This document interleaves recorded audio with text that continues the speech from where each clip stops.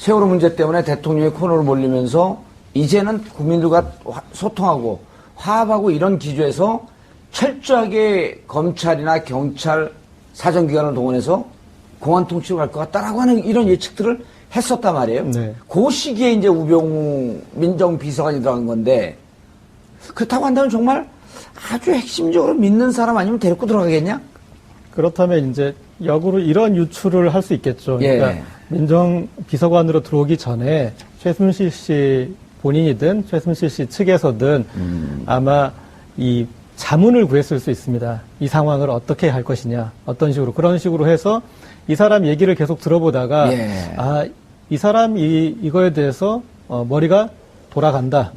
그런 것들을 일정 정도 왜냐하면 위기 국면에 어떤 구원투수로 예. 스핀닥터로 부른 사람이기 때문에 그런 정도의 밖에서 어떤 그 스스로 검증을 했을 것 같습니다. 이게 뭐 중요한 그러니까 좋은 의미의 검증은 아니지만 이런 타겟을 어떤 식으로 풀어갈지 어떤 수를 낼지 그것을 본 것이고 그 다음에 비서관에서 수석으로 승진할 때는 어쨌든 그 정인의 문건 터졌던 그런 것들을 잘 마무리했잖아요. 예. 예. 그런 것들이 증명돼서 이렇게 이제 민정수석이 된 것이고 그리고 그런 일련의 과정이 있었기 때문에 우병우 수석은 그러니까 집안이나 여러 가지 정황, 집안끼리 알았던 거나 이런 상황에서 모른다라고 말할 수 없는 상황에서도 끝까지 모른다라는 걸로 버티고 있는 것들. 그리고 그 다음에 본인이 잘못은 내가 그럼 이게 직무유기일 수 있다. 지금까지 이렇게, 그러니까 직무유기일 수 있다는 말은 하지 않았지만 지금 이제 그 본인이 주장한 바를 따르면 전혀 몰랐으니까 국정농단을 전혀 몰랐으니까 민정수석으로서 제대로 역할을 못하게 되잖아요. 그런데 그것을 감내하면서까지 최후 방어선을 이렇게 지키는 거 봐서는 제가 봤을 때 어떤 이 행위의 일련의 자문 형태로 그리고 조직 형태로 기여했던 사람을 의심을 해볼 수 있는 여지가 충분히 있다고 봅니다. 예. 손 변호사님. 네. 이제 법조계 출입 기자들. 네. 그런 얘기를 들어보면 지금 이제 두 분의 얘기가 상당히 저는 신빙성 있는 추론일 수 있겠다라고 하는 게 도대체 우병우 비서관이 어떻게 들어왔냐. 네. 라고 하는 걸 취재가 잘 된 기자들이 없어요. 그 기자들의 능력이 떨어지는 것이 아니고 법조계라고 하면 나름대로 최고 에이스들이 가는 자리인데. 네, 그렇죠. 일단 청와대 들어가서 뒷배를 봐준 분은 이 전직 검찰총장 변호사가 뒷배를 봐주고 있었던 것 같다라고 하는 얘기는 나오는데 그럼 들어갈 때도 도대체 어떻게 들어갔냐. 네. 그러다 보니까 여러 가지 추론이 나오는 거죠. 그 중에 좀 더 힘을 예. 얻고 있는 것이 바로 이제 장모와 최순실 씨 사이에서의 어떤 그 연락이 되어서 결국은 장모의 힘에 의해 청와대에 들어온 거 아니냐라는 그런 의혹이 계속 제기되고 있는 거죠. 예. 아직 확인되지 않았습니다만 그리고 또 사실 우병우 전 수석의 장모도 증인 채택 됐지만 출석하지 않았고요. 예. 여러 가지가 있는데 골프를 같이 쳤다.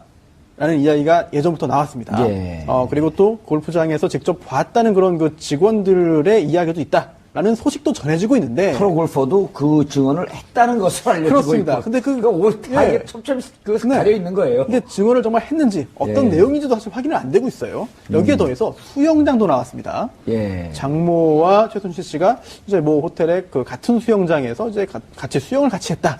이야기도 나오는데 이게 확인된 건지는 모르겠습니다만 이처럼 여러 가지 그 추정이 나오고 여러 가지 이제 짐작들이 나오는 걸 볼 때 분명히 우병우 전 수석이 청와대에 들어갈 때 뭔가 누군가 정상적이지 않은 힘을 썼다는 그런 합리적인 추론을 할 수도 있겠습니다만 예. 그게 도대체 뭐냐 짐작은 되죠. 예, 그런데 이번에 이제 특검이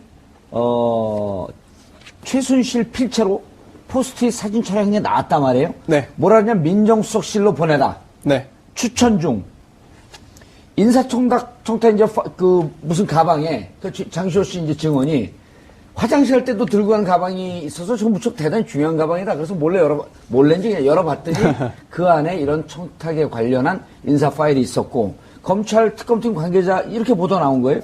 이 파일에는 이철성 경찰청장을 포함해 정관 금융계 고위직 10명의 이름이 포함되어 있었다. 이게 네. 인사청탁 파일이었다. 그 중에 우병우가 있었던 거 아니냐. 그렇죠. 왜냐하면 민정수석실로 보내라 예. 라는 글 최순실 씨의 필체로 쓰여진 그 글이 있었다. 예. 또 추천 중이라는 표현도 있었다. 이런 걸 볼 때 민정수석실의 누구인지 정확히 뭐 특정하기는 어렵습니다. 예. 그러나 한 사람 한 명밖에 없습니다. 그렇습니다. 예. 그리고 우병우 전 수석이 당시 민정수석 비서관이었고 또 우병우 당시 민정수석 비서관에게 보낸 인사청탁이 아니겠느냐라고 하는 짐작을 할 수 있겠죠. 그리고 이 부분에 대해서 최순실 씨에게 물어봤겠습니다만 여전히 뭐 묵비권을 행사했으니까 장시호 씨는 뭐라고 얘기를 했나요? 장시호 씨 같은 경우에는 이야기를 했습니다. 예. 그런데 사실 장시호 씨가 이게 누구를 의미하는지를 알지 못해요. 그래서 그냥 요거만 사진을 촬영해놨다. 그렇습니다. 이걸 어떻게 입수했으며 이걸 어떻게 보관했는지 그 시기가 언제인지 장소가 어디였는지 등등에 대해서는 진술을 했습니다만 이거의 의미에 대해서는 장시호 씨가 알 수는 없는 거거든요. 따라서 아마도 그 장시간 동안 우병우 전 수석에 대해서 피의자 신문을 하면서 이 부분에 대해서도 물어보지 않았을까 싶고요. 또한 또 이번에 구속영장을 청구하면서 영장 청구서에 첨부한 그런 증거 자료 중에 이 부분이 분명히 들어가 있을 거고 이에 대한 특검 측의 해석, 또 특검 측의 주장도 자세하게 들어가 있을 겁니다. 예. 아마 내일 영장실질심사 과정에서 이 증거, 새로이 나타난 이 증거를 어떻게 살 것인지, 과연 우병우 전 수석이 인사청탁을 받은 것인지, 받았다고 한다면 그동안 최순실을 몰랐다고 했던 것이 거짓인지 등등까지 밝혀질 가능성도 배제할 수 없겠습니다. 알겠습니다. 이전 평론가님, 네. 그 장시호 씨 증언이 무척 지금 중요한 결정적인 증거로 계속 나오는데요.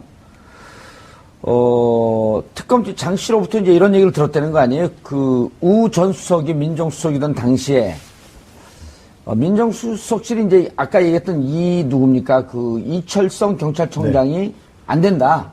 그러니까 왜 안 되냐 하면서 화를 내면서 누군가하고 통화하는데 그게 이제 우병우인지 모르겠지만 이모가 그걸 통화하는 걸 들었고 또 그 가방은 에르메스 백 안에서 이거를 찍어놨다는 거거든요. 네. 가장 결정적인 대목은 그거죠. 화를 냈고 예. 화를 낸 결과 경찰청장이 됐다는 거 아닙니까? 그 사람이. 나도 누군가가 화를 내줬으면 좋겠네. 그렇죠.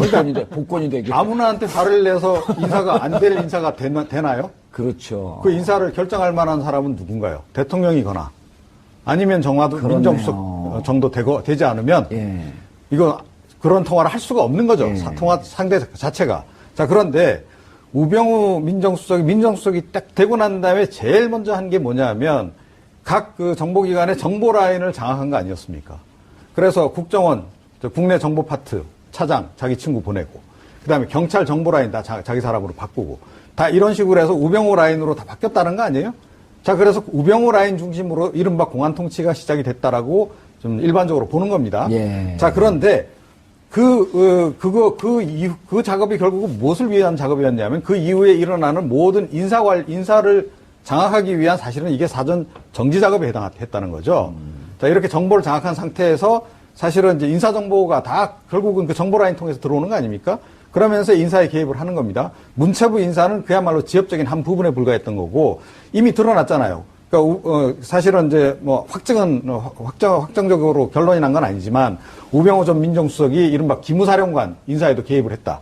이거 뭐 상당히 논란이 됐던 바 있고 그렇죠. 청문회 당시에도. 예. 그다음에 경찰 인사 조금 전에 나왔지만 이철성 지금 당장 경찰청장부터 그 인사에 우병우 수석이 개입했다라고 지금 얘기가 나오는데 이게 우병우 민정수석이 개입한 게 아니고 따지고 이제 와서 돌이켜 보니까 최순실 씨가 결국은 개입한 거 아니었느냐라고 우리가 지금 결론을 내릴 수밖에 없다는 거죠. 예. 자, 그러면 최순실 씨는 왜 이렇게 했으며 그럼 우병우 전 민정수석과의 관계는 과연 무엇이냐?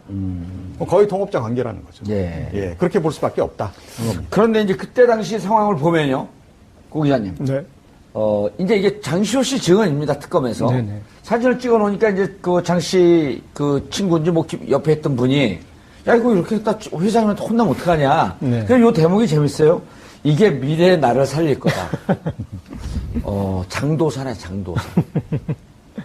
네. 어떻게 알았을까? 이게 그때 이모하고 이미 사이가 막 갈라지고 있었나요? 아니면 상황이 좀 위험하다 이렇게 감지하고 있었을까요? 제 생각에는 그거보다 이때는 수배됐, 막 그 사람들이 도망 다닐 때였었죠? 이모가 본인을 이용할 수도 있다라는, 그러니까 이모가 나를 버릴 수도 있다라는 이제 그런 이모를 알기 때문에 그래서 이제 그럴 필요성을 느꼈을 것 같고요. 예. 그리고 사실은 이제 정부 고위급 인사의 특징에 가장 결정적인 특징은 그거 아닙니까? 막판 뒤집기. 예. 그래서 막판 뒤집기가 특징인데 이 우병우 전 이제 이 포스트잇만 가지고 유출해 보자면 사실 우병우 전 수석 입장에서는 실패한 본인의 어떤 인사 어떤 그 영향력이고 예. 그래서 이제 최순실 씨의 영향력이 그걸 이제 뒤집은 거지 않습니까? 그렇죠. 그런데 여기서 이 전화 통화를 직접 한 것 같은 정황 저는 그게 좀 재밌었어요. 왜냐하면 우병우 전 수석이 어쨌든 이런 뭐랄까요 공모를 세탁했을